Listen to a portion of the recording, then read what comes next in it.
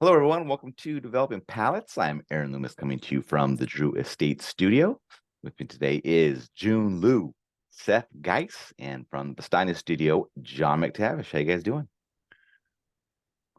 Got the band back together. Got the band back together. Right. Although I hope when I'm fired from the band that you call security and I'm thrown out of the building, escorted and thrown out of the building. Escorted, yeah. Escorted and thrown out. Yes. Is that what happened with Salah? Yeah. Half the media say that's what happened, and then there's a counter group of media who are like, my sources say that that's untrue. And it's like, you guys are you're just making stuff up now to make headlines. It's the dog wagging the tail at this point. You don't even you can write whatever you want and just say sources say that Salah was brandishing a 9mm Glock in the quarterback room before being escorted off. Yeah. Which of course he would never do. He's a super nice. Well, isn't he still getting paid like $5 million a year for the next? Dude, most X of these coaches who Yeah, I get assume fired so. are still getting fucking Yeah. like what's the guy for who was the Raiders coach? Oh, Gruden, yeah, Gruden's still getting yeah, he's got paid. a sweet deal. Still? Well, Fairly contract's a positive he's contract, got right? fairly still he's Oh, got like wow. he had like a 10-year contract, remember? Didn't Yeah. they sign like Unless- a 10-year contract? Unless there's some kind of weird performance thing, which I'm sure no coach would ever sign. Wow. If you sign Jeez. a 5-year or whatever, they got to pay you. Yeah. It's which in fairness, heck yeah, because it's a tough gig, man. A lot of people don't, a lot of people They don't make it to Anyways. the top. Oh, this has been football talk with Developing Palates. That's right. All right. So today we are talking about the HVC hot cake fresh out of the oven broadleaf torpedo. Cigar is 5.5 inches by 52. Comes out of the Fabrica de Tobacco's HVC factory in Nicaragua. Wrapper is Connecticut broadleaf. Binder is Nicaraguan jalapa. Filler is Nicaraguan Estelian jalapa. It is blended by Rainier Lorenzo. Price point is $15, and the cigar was released in June of 2024. So with all that out of the way, Jiunn, what was your overall experience like with this cigar? Wow, my hot cake did not look like that hot cake. Yeah, this wasn't pretty. Well, yeah, mine looked pretty beat up, the wrapper. Really? Yeah. Huh. Yeah. But I thought it tasted good. Thought it's like kind of, a lot of the stuff that I kind of expect out of a good Connecticut broadleaf. It had like nice cocoa notes. It had like nice accented spice. It was very like dirty, earthy too, which I like, and then I kind of look for in Connecticut broadleaf. So for like the first 2/3 of it, I thought was really good. The last third became a bit harsh, but I think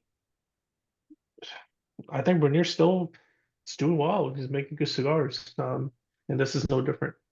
I will say, given my typical backhanded comment, this is not the best broadleaf out there. I think Pete Johnson and Saga still makes better broadleafs.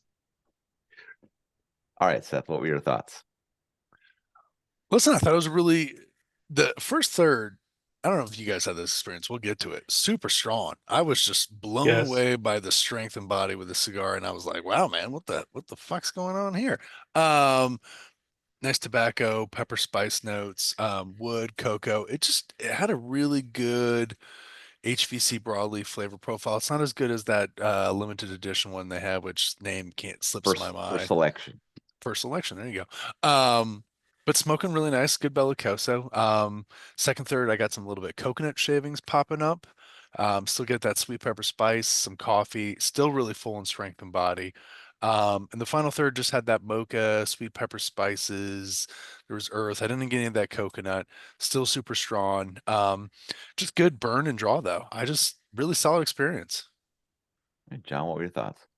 Yeah, first started out nice. It was a good example broadleaf. I mean, just that sort of really nice chewy tobacco, creamy chewy tobacco, which love that stuff. Definitely a little bit of pepper and leather on the post draw. Kind of some wood in the center of the profile as it continued. Sort of a toasted savory meat established itself, which is always nice on broadleaf. And then that pepper kind of gave way a little bit to some barnyard. Good first third, solid. And I think the rest of the cigar was still enjoyable for me, but it wasn't quite at the same level of complexity. creamy leather, tobacco, and earth in the second third, a little bit of pepper on the finish. And the pepper actually built up to about medium bullet points and then kind of came back down. So, it was enjoyable, but not the same combinations. And then last third was kind of a more subdued creamy leather.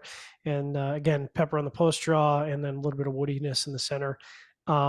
The surprise to me is I actually had some burn issues, which is the first time I've had burn issues. So, given the number of HVCs I've smoked out of the new factory, I have to assume it's just bad luck. But I had a wavy burn in the first third, and it went out, and I had to relight, and then I had to do another relight in the second third, and then another and then a relight in the last third. Pardon me. So 2 relights and an uneven burn, which is a surprise because I just haven't seen that, and the draw was perfect. So construction issues aside, I'd say above average experience for me. Aaron, you? Yeah, for me, this cigar started with a slightly stale toasted oak, some black pepper, and light earth. The black pepper mellowed, and then it became really robust. Second third saw the earth and black pepper switch places, and then the final third saw the staleness depart, and the earth became even with the toasted oak up front. Just thought it had an average flavor profile throughout, kind of focused around that slightly stale toasted oak, earth, and black pepper. I haven't really been the biggest fan about the hotcake line, no matter what iteration it's been. But I think this is my least favorite out of all of them. So I was hoping for something more kind of on par with how good that first selection broadleaf that Seth mentioned earlier was. But this didn't really match up to that for me. So I don't really see myself coming back to it. It's also fairly expensive for the size of the cigar as well. So all right, let's get into the scores. We're going to start at the top with Jiunn at 6.82. Seth gave it a 6.67. John gave it a 5.8. I gave it a 5.5. So, Jiunn, how'd that 6.82 matchup for you? Pretty good. I think it's gonna be the cigar of the year for me, but I'm TQ for the year, so it doesn't matter. All right, Seth, 6.67.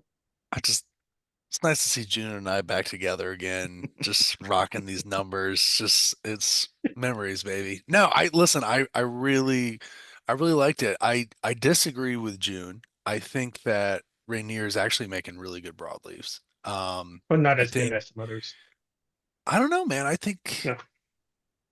in the giant scheme of things, I think his broadleafs, I'm going to disagree. I think he's doing better stuff than Pete. I think Pete's had some great broadleafs over the year. Don't get me wrong. Pete's had some fucking killers. Well, But it's when you release like 50 at once compared to yeah, Radio's but one. it's Play the odds.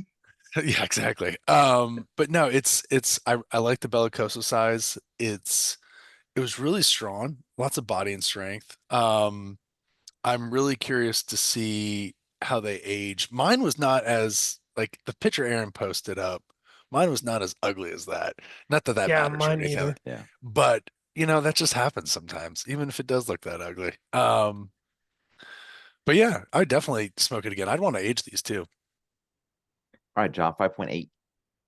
It's a little on the low side, and again, I think that's largely because of the construction score. So, moving that aside, I think it belongs in the low sixes because it is something I might return to. Like, it kind of depends, but he's put out some pretty good bangers, and I feel like I might reach for one of the selection number ones or whatever before this one.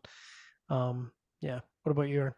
Yeah, my 5.5 matches up well. Average flavor profile throughout. Really good construction. I mean, I just had a little bit of wavy burn, slightly snug draw, but nothing to complain about on the construction side. Just flavor profile just didn't do it for me. That kind of stale oak just never let the cigar kind of like get past it. So it just didn't work out for me. All right. Any final thoughts from you guys on this? It's been a while since I smoked a Bellicoso, and it was nice to kind of smoke it in like a broadleaf. I don't know. For some reason, I think Bellicosos are really good cigars for like full body, strength body, just because there's kind of, I don't know what it is. I don't know. Maybe I think of Bolivar, little BBFs, some Oliva V Bellicosos, which I really liked. I don't know. So I don't really go to Bellicosos. So if I want to smoke a Bellicoso, this is kind of something I'd smoke. I know that's like the dumbest fucking afterthought and reasoning there ever, but Yeah, there's some I cigar nerd who's personally, out there who's like, way to go, Seth, I'm with you. yeah, I personally enjoy the mouthfeel. Yeah. Yeah, I figured that'd be the case. All right. Lick the tip with your tongue. Yeah. Wherever you guys catch this video, be sure to like and subscribe, but check out the full written review on the website, developbalance.com. Follow us on all the social media channels, and you can catch all of our review recaps on podcasts at iTunes, Google Play, and Podbean. Thank you for tuning in. We will catch you on the next one. Hot cake fresh out of the oven.